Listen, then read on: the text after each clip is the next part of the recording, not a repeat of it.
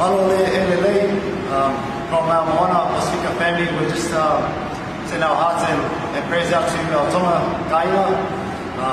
We are grateful and privileged to be in a position to be able to help the Tongan Relief Mission, and from our Chiefs game, all our proceedings will go towards that.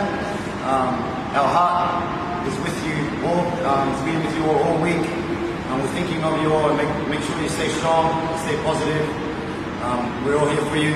And then the way our Moana Pasifika family can help is get along to the game and support such a meaningful cause for our families.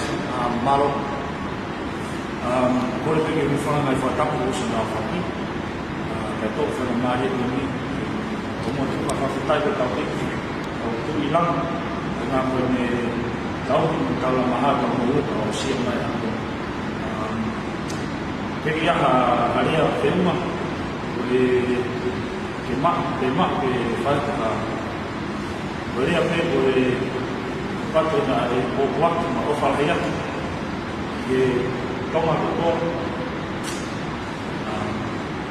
Whamiri ko ni Moana Pasifika. Kauwaina au mai au whai atu. E tau whakoto tau ki fonua.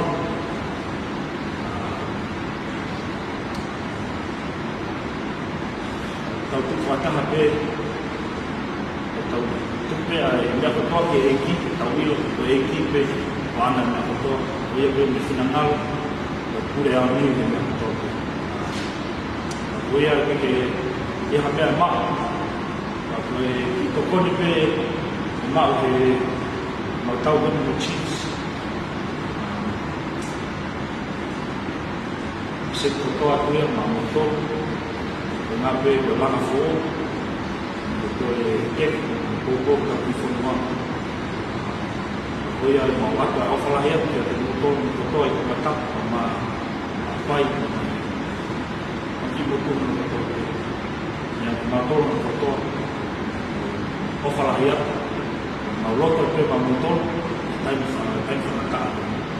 Ko ia pe rea ma kua awhalahi.